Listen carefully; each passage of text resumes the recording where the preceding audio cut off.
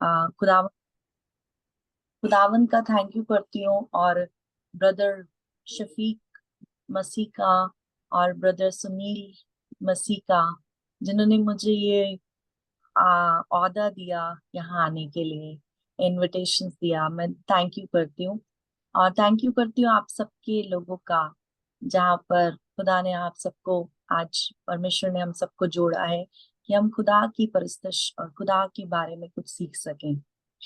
आ, और मैं भी, ऐसा कोई मुलाकात मेरी ऐसी पर्सनली नहीं हुई है उनके साथ, लेकिन मैं उनसे यूट्यूब में मिली थी, और यूट्यूब के थ्रू मेरी मुलाकात हुई उनसे। एक दिन जब मैं मोबाइल चला रही थी, तो मैं स्क्रॉल कर रही थी, और उसके अंदर मुझे उनका वीडियो दिखाई दिया, जिसमें से किसी को बच्चे की ब्लेसिंग मिली थी। और मैंने वो वीडियो को देखा, और मैंने फिर उनको, आपके चर्च को फॉलो किया।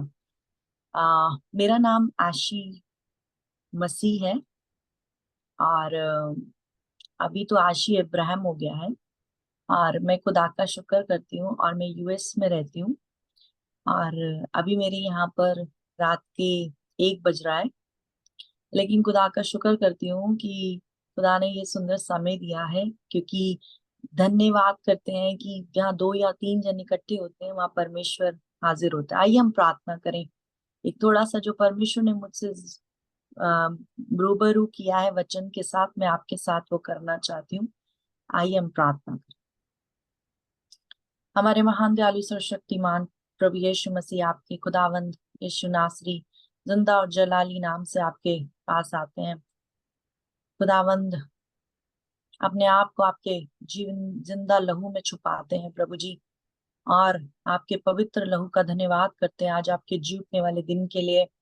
आपने खुदा जी ये दिन ठहराया ताकि हम इसमें आपकी परस्तुति कर सकें इकट्ठे मिलकर। आपका शुक्र करते हैं खुदा। खुदावंद, आपसे विनती करते हैं, इस सभा को और इस सुंदर समय को आपके लहू में छुपाते हैं प्रभु जी। और खुदा, बोलने वाले हम नहीं, आपने कहा मैं तुम्हें, मेरा आत्मा होगा, उसी घड़ी बता दिया जाएगा क्या कहना है। प्रभु यीशु नासरी, आप हमारी सहायता करें। आज बोलने वाला मुंह और समझने वाला मन, और प्रभु उसके ऊपर चलने वाला हृदय दीजिए। यीशु के नाम से मांगते हैं, आमीन। खुदा का कलाम कहता है, क्या ही धन्य है जिसे मैं चुनकर अपने समीप आने देता हूँ, क्या ताकि वो मेरे आंगनों में वास करे और उत्तम उत्तम पदार्थों में से खा सके। आपको मेरी हिंदी समझ में आ रही है? हाथ खड़ा कीजिए, हिंदी समझ में आ रही है?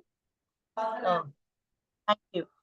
तो मैं आपकी तरह अच्छी उर्दू तो नहीं बोलती हूँ, लेकिन हिंदी बोलती हूँ। लेकिन खुदा, मैं कोशिश करूंगी, खुदा मेरी मदद करे। और प्रभु का वचन के कलाम कहता है, जबूर 65 और उसकी 4 में लिखा है, क्या ही धन्य है जिसे मैं चुनकर अपने समीप आने देता हूँ, ताकि वो मेरे आंगनों में वास करे और उत्तम उत्तम चीजों को वो खा सके।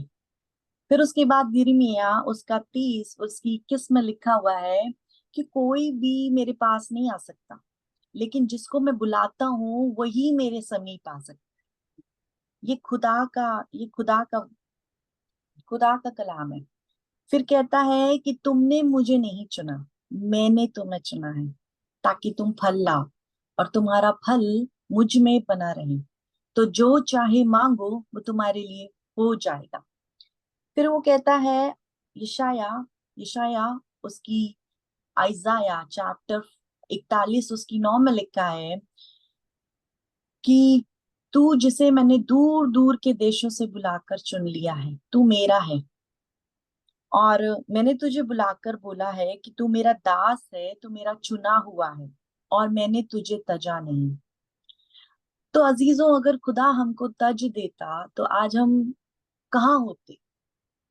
और ये खुदा की महाकरुणा का फल है कि हम नाश नहीं हुए। आज हम जिंदों की जमीन पर हैं, और ऐसी जगह पर हैं जहां पर हम हर समय खुदा से बात कर सकते हैं। जरूरी नहीं कि हम भवन में आकर, लेकिन जब हम घर के अंदर भी होते हैं तो भी यहोवा सुनता है, क्योंकि वो सुनता और देखता है। और हम खुदा का शुक्र करते हैं कि उसने हमें बनाया है, और खुदा ने हमको चुना है। ये बात तो इन वचनों से हमें खुदा ने जाहिर कर दी है। लेकिन खुदा ने चुनने के बाद चुनाव का अधिकार, जो बाकी जिंदगी की जो बातें हैं, खुदा ने हमारे हाथ में रख कर दिया है। खुदा ने हमारे हाथों में चुनाव का अधिकार दे दिया है, और वो अधिकार का हम कहीं ना कहीं अपने फायदे के लिए, तमाम संसारिक चीजों को देखते हुए, हम अपने फायदे के लिए भी उस चुनावों का इस्तेमाल करते हैं, उस अधिकार का इस्तेमाल करते हैं। आप मेरे साथ देख सकते हैं, उत्पत्ति को क्या बोलते हैं आप लोग? जेनेसिस को। जेनेसिस में और उसकी 26 आयत में लिखा है, फिर खुदावंद ने कहा, मनुष्य को हम अपनी समानता में बनाएं, और समुंदर की मछलियों को, आकाश के पक्षियों, घरेलू पशुओं को, सारी पृथ्वी पर और सब रेंगने वाले जंतुओं पर जो पृथ्वी पर रेंगते हैं, अधिकार रखें। तो प्रियो, ये अधिकार खुदा ने हमको दिया है। हमें खुदा ने चुन तो लिया, लेकिन वो जो अधिकार रखने की जो चीजें हैं इस दुनिया के ऊपर, जो खुदा के हुक्म को, खुदा के अधिकार को दिखाती हैं, अथॉरिटीज को दिखाती हैं, वो हमारे हाथ में दे दी है। अब जब चाबी खुदा ने हमारे हाथ में दे दी है, तो कहीं ना कहीं हम उन अधिकारों का गलत इस्तेमाल भी करते हैं, जहां पर खुदा की उन आज्ञाओं का हम तोड़ते भी हैं। और वो और प्रभु का, खुदा का वचन कहता है, जैसा कि आदम और हवा को आप देख सकते हो, खुदा ने उनको सारा अदन की वाटिका दे दी, लेकिन उन्होंने खुदा की अदन की वाटिका में रहते हुए हर चीज पर अधिकार रखा। लेकिन कहीं ना कहीं जो एक आज्ञा, प्रभु ने सब कुछ, खुदा ने सब कुछ उनके हाथों में सौंप दिया था, लेकिन उस एक आज्ञा उनको दी थी, पर वो उस अधिकार के तहत में उस आज्ञा को भी पूरा नहीं कर पाए। उन्होंने तोड़ दी बहुत आसानी से, और फिर वो ऐसे बन गए जिसे खुदा को वो जानते नहीं, और खुदा से वो दूर हो गए। और वो क्या, वो जो एक आज्ञा थी, क्योंकि खुदा का कलाम कहता है, आज्ञा मानना कुर्बानी चढ़ाने से बेहतर है, ये आप और मैं अच्छे से जानते हैं। लेकिन जब आदम ने उस आज्ञा को तोड़ दिया, तो खुदा से दूर हो गया।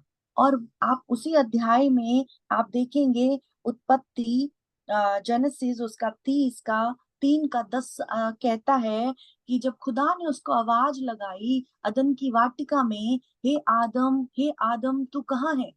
और वो डर गया, वो छुप गया प्रिय अजीजों, क्योंकि उसने खुदा के उस हुक्म को, जो एक हुक्म सिर्फ उसको मिला था, उसको 10 हुक्म नहीं मिले थे, उसको उसको ऐसे हुक्म नहीं मिले थे जो वो पूरा नहीं कर सकता था। उसको एक हुक्म मिला था, सिर्फ और सिर्फ। अगर आप माँ बाप हैं और आप अपने बच्चे को अपने ठहराए हुई समय में एक हुक्म देती हैं कि बेटा यहाँ से उठना नहीं, बेटा सारा होमवर्क करके रखना है, कहीं नहीं जाना, उसको ना तो खाना बनाना है, ना उसको घर साफ करना है, ना उसको कहीं जाकर मार्केट से कुछ सब्जी लेकर आनी है, लेकिन उसको एक हुक्म आपने दिया है कि यहाँ से उठना नहीं है, अपना होमवर्क करना है।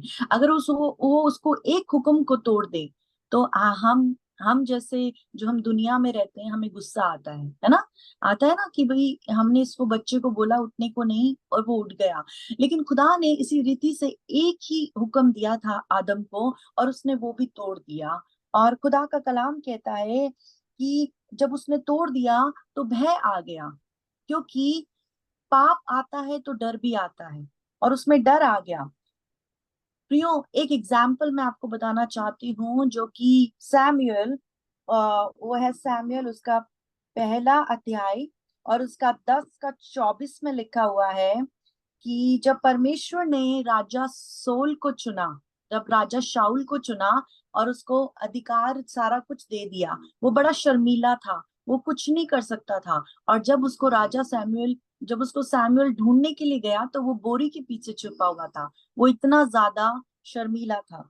लेकिन ऐसे समय में जब खुदा ने उसको चुन लिया, प्रभु का कलाम कहता है, मैं आपके सामने पढ़ना चाहती हूँ, वो कहते हैं कि उस जैसा कोई भी नहीं है। सैमुअल कहता है, सैमुअल ने सब लोगों से कहा, क्या तुमने यहोवा के चुने हुओं को देखा है? कि सारे लोगों में कोई उसके बराबर नहीं है। अब जैसे कि परमेश्वर ने आपको और मुझको भी चुना है और हमें यश पदधारी याजकों का समाज बनाया है, लेकिन अगर हम उसी के बीच में खुदा की उस आज्ञा को तोड़ते हैं तो खुदा कहीं ना कहीं हम उसकी अधिकारों के तहत में आकर उस जुल्म को अपने ऊपर लेने की कोशिश करते हैं जो उसने हमें अधिकार दिए हैं। लेकिन यहाँ पर हम देखते हैं जो राजा जो शाऊल था, उसको खुदा ने बड़े ही अजूबो अजीब गरीब तरीके से चुन लिया था और उसको पता भी नहीं था। लेकिन जब खुदा ने उसको चुन लिया और उसने क्या किया, उसको एक एक आज्ञा दी थी सैमुअल ने। उसने क्या बोला था? सैमुअल ने बोला, इसलिए पहला सैमुअल 15:3 में लिखा है, इसलिए तू जाकर अमलेकियों को मार, जो कुछ उसका है उसे बिना कोमलता नष्ट कर दे। क्या पुरुष, क्या स्त्री, क्या घोड़ा, क्या गधा, क्या ऊंट, क्या दूध पीता बच्चा, और यहाँ तक कि सबको मार डाल, सबको। अजीजों, उसने, आप गौर करें इस पर कि उसने एक एक बात को चुन चुन कर लिखा है। अगर कोई जंग जीतने के लिए जाता है तो इतनी बारीकी से उसको नहीं बताया जाता कि किस किस चीजों को मारना है। लेकिन यहाँ पर शाऊल को बताया गया कि किस किस को मारना है। लेकिन खुदा का कलाम कहता है कि उसने सबको मार दिया, लेकिन इन चीजों को वो लेकर आ गया अपने साथ। और जब इन चीजों को लेकर आया तो उसने कहीं ना कहीं खुदा की आज्ञा को जो उसको सौंपी गई थी तोड़ दिया। और उससे क्या हुआ? दूसरा कुरिन्थियों 2:17 में लिखा हुआ है, क्योंकि हम उन बहुतों के समान नहीं जो परमेश्वर के वचन में मिलावट करते हैं। प्रियो, उसने खुदा की आज्ञा में मिलावट कर दी। उसने क्या मिलावट कर दी? उसने अपने अपने खुदा को खुश करने के लिए उस आज्ञा के बीच में उन चीजों को रख लिया जो खुदा ने नहीं बोली थी रखने को। खुदा ने कहा था कि सबको मार देना है, एक को भी नहीं छोड़ना। उसने सोचा ऐसा करके मैं खुदा को खुश कर रहा हूँ। अजीजों, कभी ना कभी हम खुदा की आज्ञा को मानते हैं। जब खुदा हमें आज्ञा देता है तो हम कुछ ना कुछ मिलावट कभी कुछ कर देते हैं कि हमारा थोड़ा फायदा हो जाए। आप सहमत हैं इस बात से? Yes yes. हाँ, ना कहीं हम अपने फायदे के लिए भी सोचते हैं, अरे थोड़ा जिन्ना ते बचना चाहिए सानू भी, अस्सी भी तो कमांदे ने, है ना? थोड़ा जिना, जेड़ा प्रभु का खुदा का कलाम कहता है, थोड़ा सा खमीर पूरे गुथे हुए आटे को खमीर कर देता है। और यही शाऊल ने किया। जो आज्ञा खुदा ने इसको दी थी, खुदा ने इसको राजा बनाया, खुदा ने इसको चुना, खुदा ने इसको सब सब अधिकार दिए, और इसने उस अधिकार का गलत फायदा उठाया। और यहाँ पर उसने उन चीजों को मिला दिया। और नीति वचन उसका 3 अध्याय उसकी पहली वचन कहता है, हे मेरे पुत्र, मेरी शिक्षा को ना छोड़ना, मेरी मेरी मेरी आज्ञाओं को अपने गले का हार बना लेना। ऐसा करने से तेरी आयु बढ़ेगी और तेरे दिन कुशल के होंगे। प्रियो, आप और मैं कुशलता का जीवन चाहते हैं, खुशामती हो, सलामती हो हमारे जीवन में। कोई भी ऐसी बात ना हो जिससे हम खुदा की बरकतों से दूर हो जाएं। हम सब यहाँ पर, मैं विश्वास करती हूँ, मेरे को इस बात का बिलीव करती हूँ कि हम सब खुशामती चाहते हैं। लेकिन अगर हम उस खुशामती के बीच में खुदा की आज्ञा को तोड़कर, उन अधिकारों के तहत में ना रहकर, उन अधिकारों के अंडर में ना रहकर हम उन अधिकारों का गलत इस्तेमाल करते हैं, तो कहीं ना कहीं हम खुदा के मुलाजिम हैं। हम खुदा के मुलाजिम कहें तो खुदा के हम एक कहते हैं ना, गुनाहगार होते हैं। और यही बातें हैं जो हमें दुनिया की और भी जो चीजें, बरकतें जो हमें खुदा देना चाहता है, हम कहीं ना कहीं उन बरकतों से दूर हो जाते हैं। सिर्फ एक आज्ञा खुदा ने, और खुदा कहता है मेरी आज्ञा मुश्किल नहीं है। खुदा की आज्ञा आप देखेंगे पुराने आयतनामे में आज्ञा इतनी मुश्किल है कि अगर कोई पाप गुनाह करता था तो उसे पत्थरों से मार मार कर उसी समय खत्म कर दिया जाता था। लेकिन जब आप नए नियम में देखेंगे खुदा ने वो सारी आज्ञाएं जो मूसा ने अब्राहम ने ठहराई थी, मूसा ने अपने व्यवस्था विवरण में लिखी है, इजरायलियों के छुड़ाने जाने के बाद जो जो खुदा ने ले व्यवस्था में लिखी है, खुदावंद यीशु मसीह ने इस दुनिया में 2000 वर्ष पूर्व आकर ये सारी की सारी आज्ञाएं हमारे लिए बहुत ही आसान कर दी। लेकिन आज भी दुनिया में जो बंदे रह रहे हैं, जो दुनिया में लोग रह रहे हैं, कहीं ना कहीं इन आज्ञाओं को भी तोड़कर मिलावट करके आशीषों को पाना चाहते हैं। प्रियो, यदि आप एक थोड़ा सा आटा लेते हैं उसमें कितना खमीर डालते हैं? कोई कप भर कर नहीं डालते हैं, एक छोटा सा चुटकी भर डालते हैं। लेकिन खुदा कहता है, इसीलिए खुदा शास्त्रियों और जो फरीसी जो लोग थे उस टाइम के, खुदा के पीछे पड़े रहते थे और कहीं ना कहीं खुदा के शब्दों को तोड़ मोड़ कर उसको पकड़ना चाहते थे। और क्योंकि वो खुदा की आज्ञा को मानना नहीं चाहते थे, कि वो खुदा की आज्ञाओं में मिलावट करके अपनी बातों को जाहिर करना चाहते थे और खुदावंद यीशु मसीह को पकड़वाना चाहते थे। लेकिन खुदावंद यीशु मसीह वहां से चला जाता था, क्योंकि खुदावंद यीशु सत्य सच्चाई था, मार्ग था और जीवन था, और वो हमें जीवन देने आया था। और खुदा उनसे उन्होंने साफ कह दिया उसने कि तुम शास्त्रियों और फरीसियों और सद्दूकियों के खमीर से सावधान रहना, क्योंकि वो मेरी आज्ञाओं के बीच में तुम्हें लेकर ऐसे मिलावट करेंगे कि तुम्हें खुदावन के उस आशीषों बरकतों को पाने के लिए दूर कर देंगे। और खुदा का कलाम यहाँ कहता है कि थोड़ी सी टेढ़ी बात करना, थोड़ा सा गंदा मजाक कर लेना और थोड़ा मन में असाध्य रोग लगा है। प्रिय अजीजों, मन में हमारे एक असाध्य रोग लगा हुआ है, जो कि अभी हम खुदा के भवन में हम थोड़े से होते हैं, थोड़ी देर के बाद ही हमारा हमारा जो नेचर, हमारा जो स्वभाव है वो बदल जाता है। लेकिन खुदा का कलाम कहता है खुदा खराई से चलने वालों को बरकत देता है।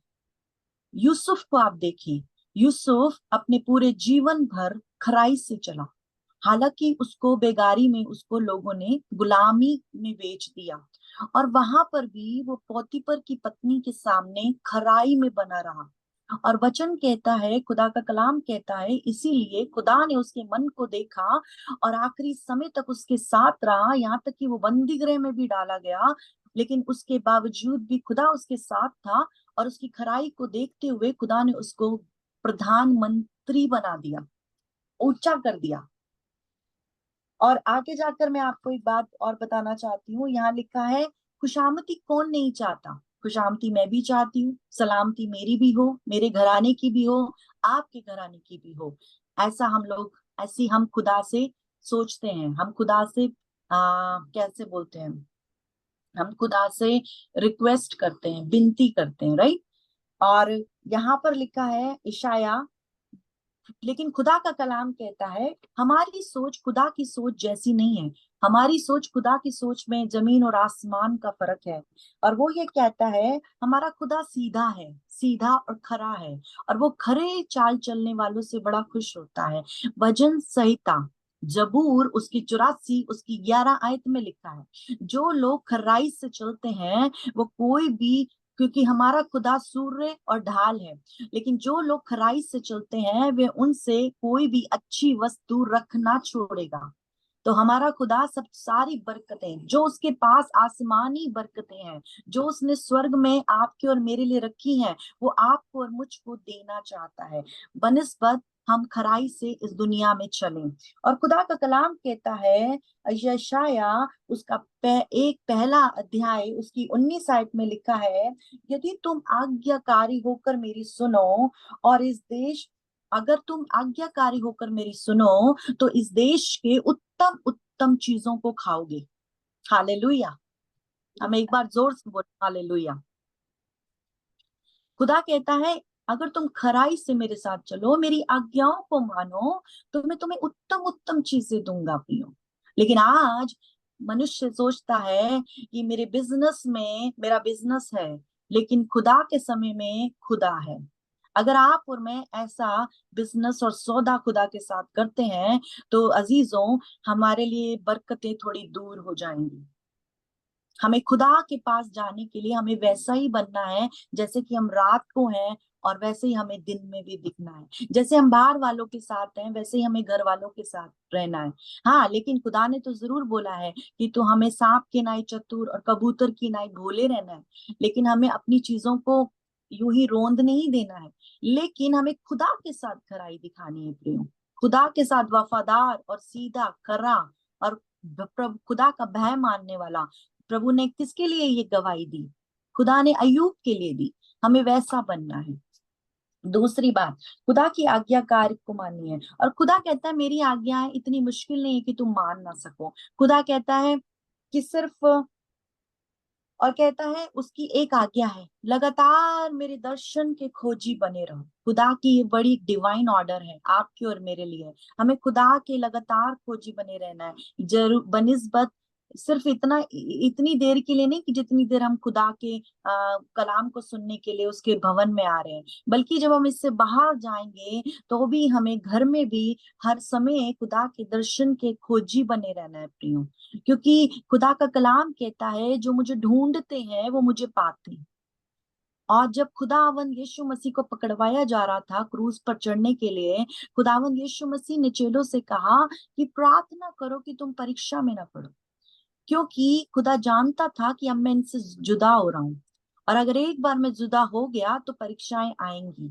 इसीलिए खुदा ने उनको पहले से ही मजबूत कर दिया कि दुआ करते रहो और खुदा की आज्ञाओं को मानो। और दूसरी बात, खुदा का वचन कहता है, मती उसका 6 अध्याय उसकी 33 आयत में लिखा है, तू मेरे धर्म और राज्य की खोज कर तो ये सब चीजें तुम्हें मिल जाएंगी। लेकिन आज कहीं ना कहीं इंसान अपने फायदे के लिए खुदा के राज्य को तो भूल गया है, लेकिन अपनी जरूरतों को ढूंढने लग गया है।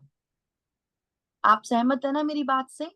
खुदा को छोड़ दिया है, लेकिन अपनी जरूरतों को पूरा करने के लिए उसके पीछे लग गया है।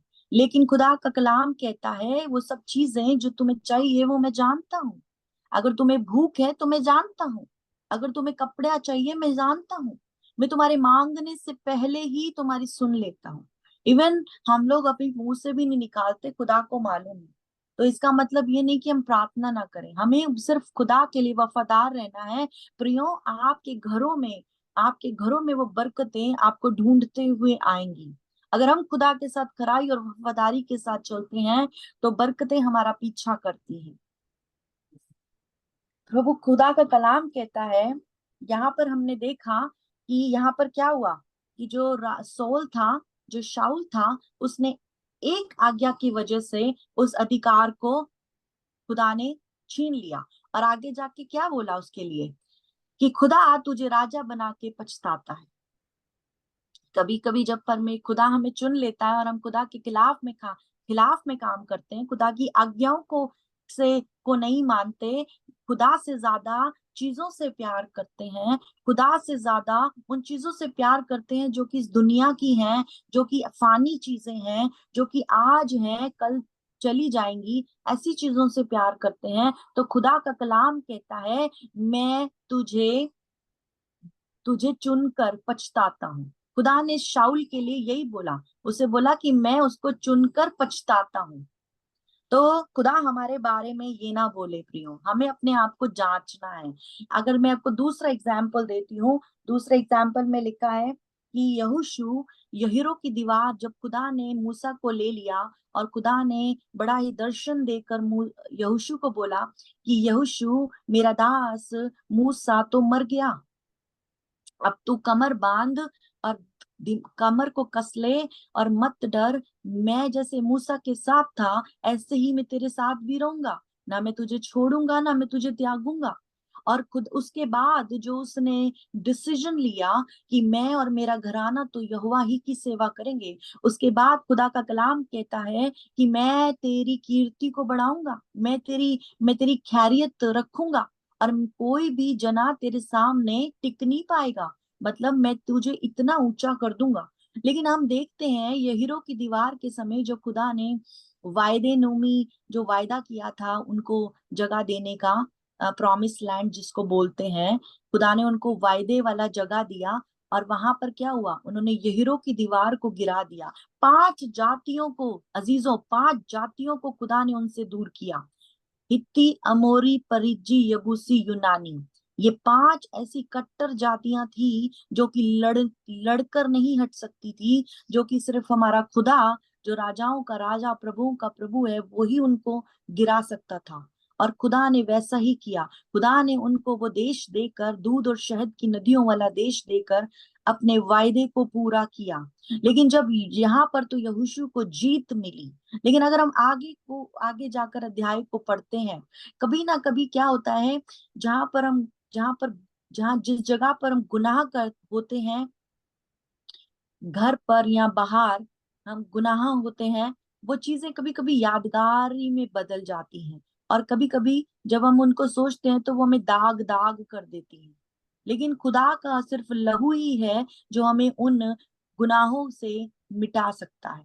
लेकिन यहाँ पर मैं आपको एक बात बताना चाहती हूँ कि यहाँ पर क्या हुआ कि यहोशू, उसका 7वां अध्याय में आपको पढ़ूंगी। 7वें अध्याय में क्या हुआ, पहली बात मैं आपको बता चुकी हूँ, शाऊल ने एक आज्ञा दी थी, उसको तोड़ दिया। इसकी वजह से खुदा ने पहले उसको चुना था और बाद में बोल दिया मैं इसको बना के पछताता हूँ। नंबर 2, जब खुदा ने यहीरो की दीवार गिरा कर उनको जीत दिलाई, और खुदा ने उनको उनको उनको वो जो उन्होंने वायदे का जो जगह थी उसको दिया। उसके बाद 7वें अध्याय में वो एक जगह, अकान नामक जो बंदा था, अकान नामक जो एक शख्स था, उसने पाप कर दिया।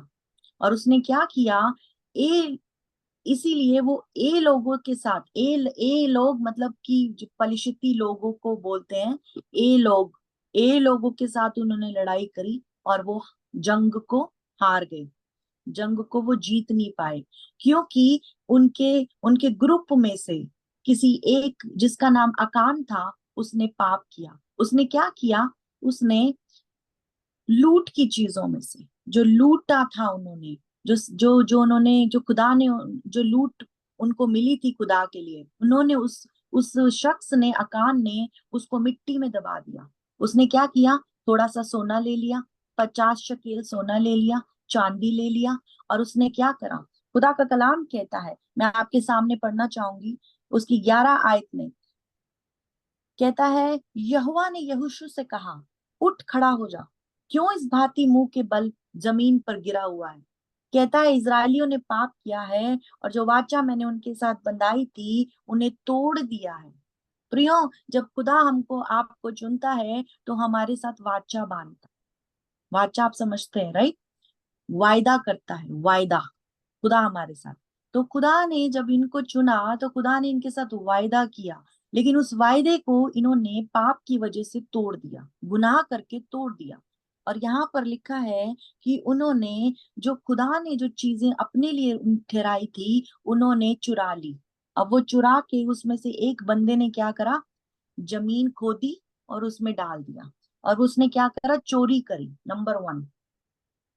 नंबर टू लिखा है कि उसने लूट में से, शिनार देश में से एक सुंदर ओढ़ना, ओढ़ना जो हम ओढ़ते हैं ना, ओढ़ना, और 2 शकेल चांदी और 50 शकेल सोने की ईंटें उसने लालच करके जमीन को खोदा और उसमें डाल दिया।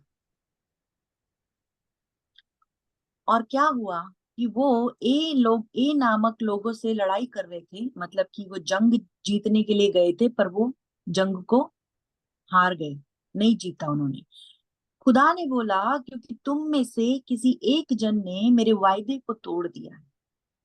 और जब जब यहोशू को पता चला, खुदा ने उसको पता लगवाने की बात करी, और कोरे जैरेब वंशियों में से वो अकान निकला।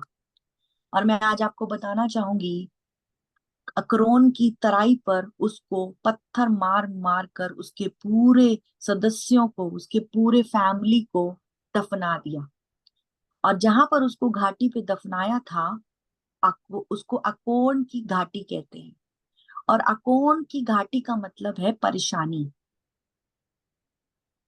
परेशानी। उसने अपने पूरे घराने के लिए परेशानी को मोल लिया। क्यों मोल लिया? लालच करके। क्यों मोल लिया? चोरी करके। खुदा ने जो आज्ञाएं, जो वायदे उन्होंने किए थे, खुदा ने उसको तोड़ दिया बहुत ही आसानी से, एक छोटा सा लालच करके। प्रियो, आज मैं आपके सामने एक बात बताना चाहती हूँ कि खुदा हमारा बरकतों को देने में कोई कमती नहीं छोड़ता, लेकिन हमारे अंदर कमियां हैं, हम उसको लेना नहीं चाहते, क्योंकि हमारा मन में असाध्य रोग लगा है। अगर हम अपने मन को प्रभु के लहू से धुलाएं और प्रभु से बोलें, खुदा, हम जैसा खुदा बोलेगा हम वैसा करेंगे, जैसा खुदा बोलेगा हम वैसा चलेंगे, जैसा खुदा बोलेगा हम वैसा करेंगे, चाहे हमें हानि उठानी क्यों ना पड़े। आपको मैं विश्वास दिलाती हूँ कि खुदा आपको बरकतों की लाइन लगा देगा। और यहाँ पर क्या हुआ? यहाँ पर, लेकिन यहाँ पर यहोशू को यहीरो की दीवार जब गिराई गई तो इतना आनंद उन्हें मिला कि वायदे का देश उन्हें मिल गया। उन्हें शहद और दूध की नदियों वाला देश मिल गया। लेकिन आगे जाकर 7वें अध्याय के अंदर आप देखेंगे, इस पहली जीत, जंग को जीतने के बाद उनको दूसरी बार हार हार का सामना करना पड़ा। क्यों? क्योंकि एक एक शख्स की वजह से।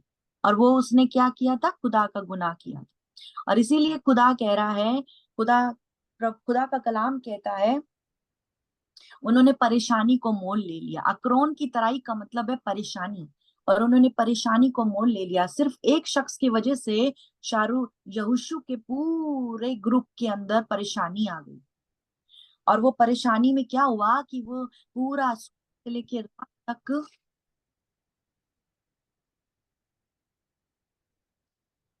आपको आवाज आ रही है मेरी? परेशानी की वजह से उन्होंने खुदा की आज्ञा को तोड़ दिया अपनी। और लेकिन दाऊद, अब मैं आपको एक दाऊद लेकिन क्या कहता है? दाऊद कहता है कि तभी कहता है, दाऊद राजा है, लेकिन क्या कहता है? कहता है, खुदा खुदा मुझे आज्ञा मानना सिखा। भजन जबूर उसकी 119 और उसकी 35 आयत को आपके सामने पढ़ना चाहूंगी। कहता है, खुदा मुझे अपनी आज्ञाओं को मानना सिखा। कहता है अपनी आज्ञाओं के पथ पे मुझको चला दे खुदा। और कहता है क्योंकि मैं उसी से खुश हूं। और आज और मैं आपसे खुदा से यही मांगे, खुदा हमें अपनी आज्ञाओं पे चला, हमें खराई में रहना सिखा। दानियल खराई में रहा, उसको खुदा ने शेरों की मांड से बचा लिया।